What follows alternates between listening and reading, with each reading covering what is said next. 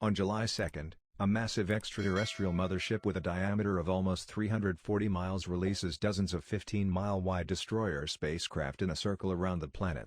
Many of Earth's biggest cities, including New York, Washington, D.C., Los Angeles, and Moscow, are covered by the destroyers. A signal disguised in satellite transmissions is found by David Levinson, an MIT graduate working on satellites for a cable business in New York City, who considers it to be a timer for an alien invasion. David and his father Julius are able to enter the Oval Office with the assistance of his ex-wife Constance Spano, a White House employee, in order to inform President Thomas J. Whitmore about the approaching attack.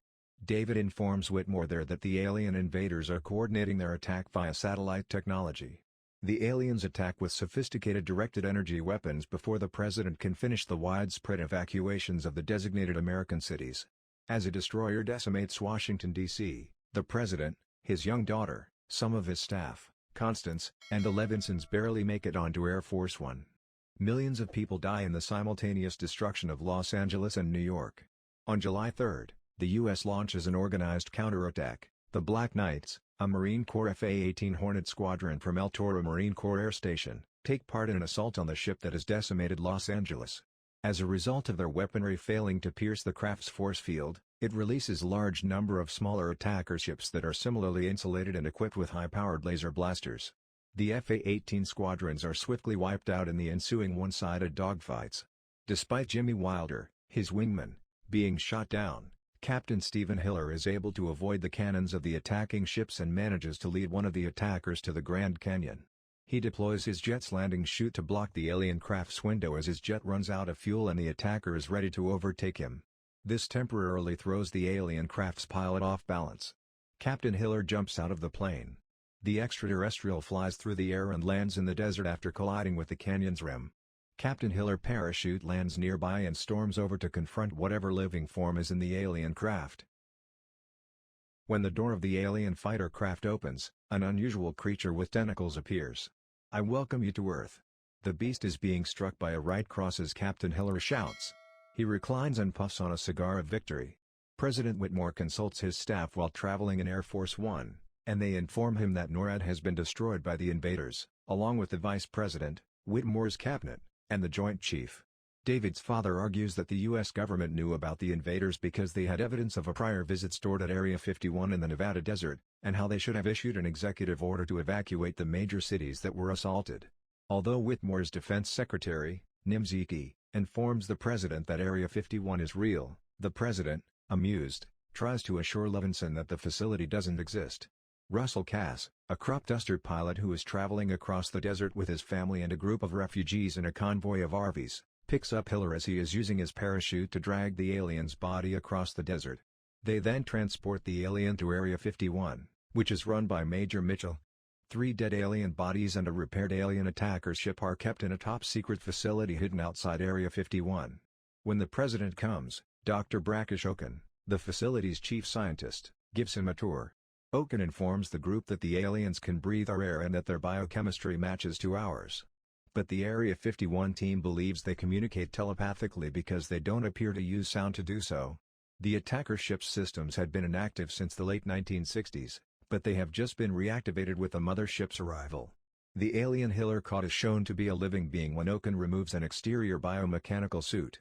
In order to communicate with President Whitmore, who is outside the lab's glass windows, the creature uses Dr. Okun's voice because it lacks vocal cords after regaining awareness and killing the majority of the examining team. The first words it says are "Release me."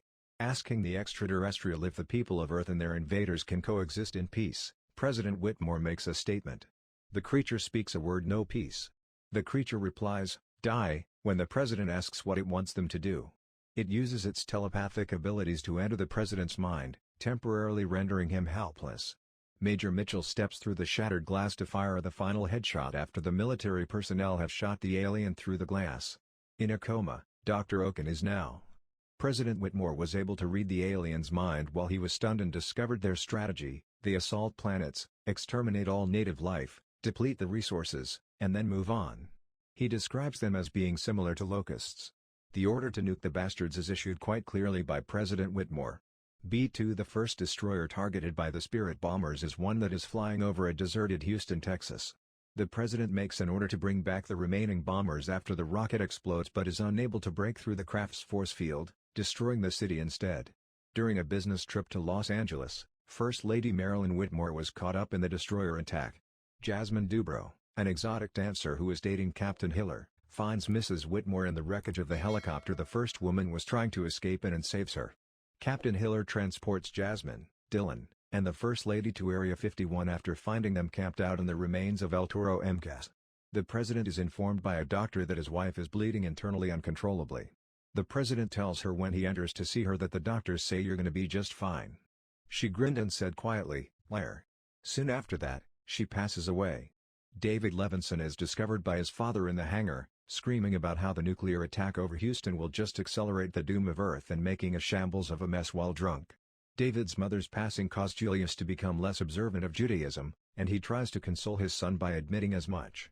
In order to avoid catching cold, he instructs David to leave the frigid floor. A tech who is resting in the hangar is awakened by David after having an epiphany. As the group comes together in the hangar, David explains to them how the attacker's ship's shield functions. The ship's shield is then deactivated by him using a program on his laptop, making it simple for Major Mitchell to blast a soda can he had placed on the ship. David recommends a strategy that entails utilizing the newly functional alien attacker to enter the alien mothership in space and implant a computer virus that will weaken the shields encircling the destroyers and attackers on Earth. The attackers and destroyers will become susceptible once the computer virus kicks in, and the mothership might be destroyed with just one nuclear weapon. Levinson agrees to join Hiller as he pilots the attacker while Hiller uploads the virus to the mothership. Hiller and Jasmine take a few moments to get married before the mission, with Dylan serving as the ring bearer and David Levinson and Connie Spano serving as witnesses. During the service, Connie and David make contact again and clasp hands. The Americans must coordinate an attack with the remaining forces around the world using Morse code because satellite communications have been disrupted. The strike must be timed to occur when the invaders' shields are scheduled to collapse. The commanders ask for volunteer pilots because they don't have enough military pilots to fly all of the available aircraft. President Whitmore and Russell Cass, both of whom have previous combat flight experience, are among those who volunteer. The virus is implanted when Hiller and Levinson board the mothership. President Whitmore commands the American jets to engage the alien ship that is making its way towards Area 51.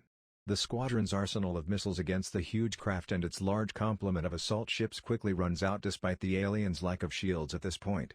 The alien craft's underside opens as its focused energy weapon readies to strike the base. The missile that the president launches at the cannon connects and explodes with a shielding hatch. Russell Cass calls in to say he has one more rocket just as the squadron receives word that all of their missiles have been launched. His firing mechanism jams as he is launching it, so he chooses to launch his aircraft into the alien weapon in a kamikaze attack. The explosion starts a series of events that destroy the spacecraft. The remaining alien ships are destroyed by human resistance forces all throughout the Earth using the same weak spot. Hiller is unable to free himself from a docking clamp while he is still on the mothership. The two puff on cigars and give each other heartfelt compliments as they prepare to detonate the nuclear weapon. They fire the bomb, which hits a nearby control tower. When Hiller's ship unexpectedly becomes free, he hurriedly flies it in the direction of the portal they used, almost escaping when the doors close. The mothership is instantly destroyed when the explosive detonates. Hiller and Levinson crash-land the alien fighter in the desert not far from Area 51 despite being caught in the shockwave and debris from the mothership's destruction and making it safely back to Earth. They both have cigars in their hands when they emerge from the haze and dust to meet their waiting buddies. Everyone sees the mothership's debris penetrate the atmosphere like shooting stars as the movie comes to an end. Well, that's all for today's video. We hope you enjoyed it, and please support us by subscribe to the channel and click on the bell icon to get notification for new videos every we post.